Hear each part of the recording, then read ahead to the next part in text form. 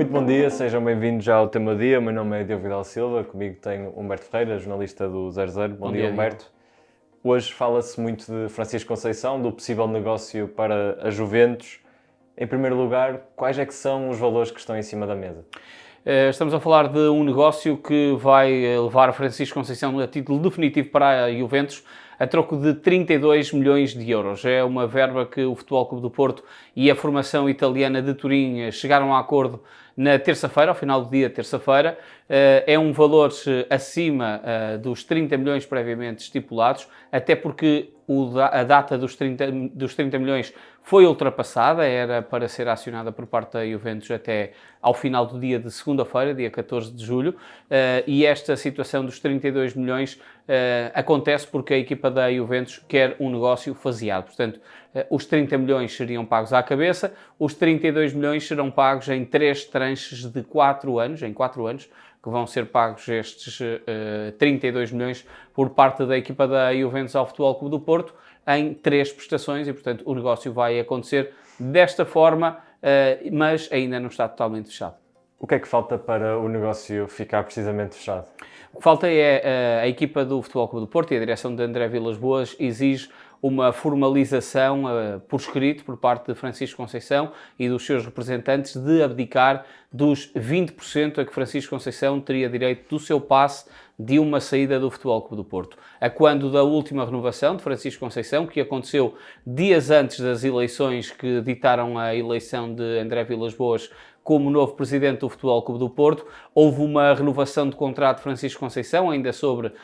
a égide de Jorge Nuno Pinto da Costa, em que o extremo portista prolongou o contrato até 2029, ficou com uma cláusula de rescisão de 45 milhões de euros, uma cláusula de rescisão, eu diria que até bastante baixa para o valor de Francisco Conceição, o jogador mais influente na altura do Futebol Clube do Porto, mas o jogador passou a ter 20% desse valor final da transferência. E nesta altura, a direção de André Vilas-Boas quer que Francisco Conceição abdique desses 20%, e abdicando desses 20%, o negócio vai acontecer e o jogador vai ser o jogador da Juventus a título definitivo. Certo, e o que é que atrasou entre clubes? O que atrasou entre clubes nesta altura foi o facto da equipa da Juventus não ter ou não querer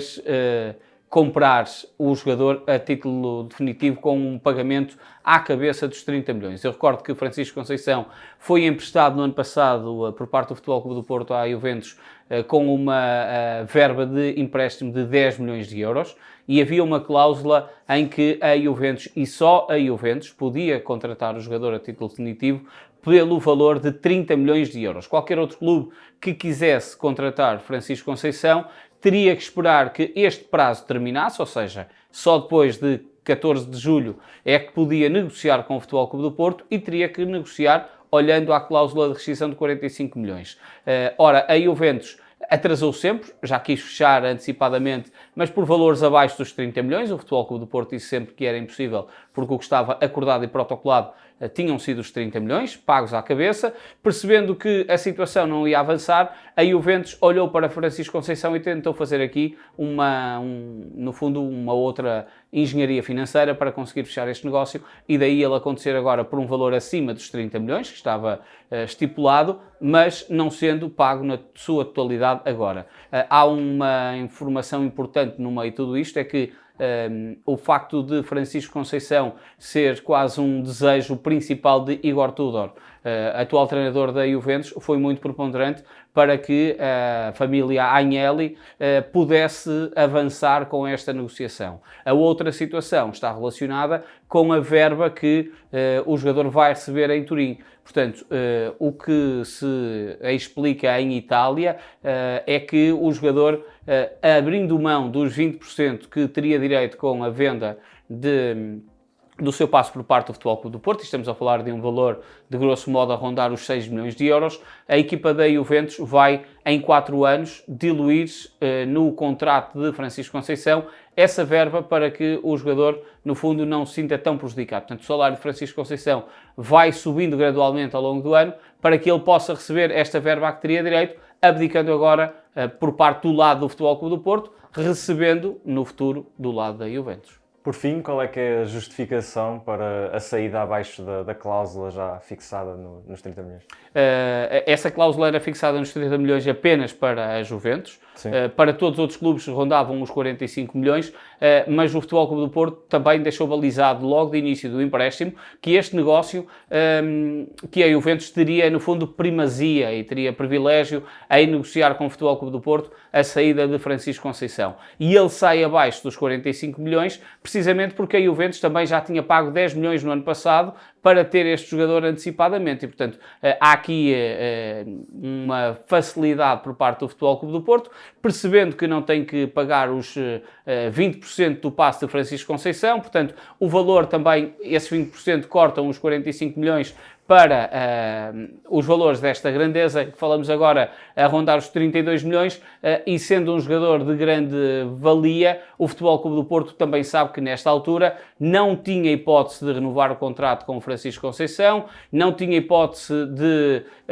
renovando o contrato, poder aumentar a cláusula e não podendo fazer essa situação, o jogador de alguma forma tinha que ser vendido por um valor abaixo da cláusula, até porque foi sabido ao longo dos tempos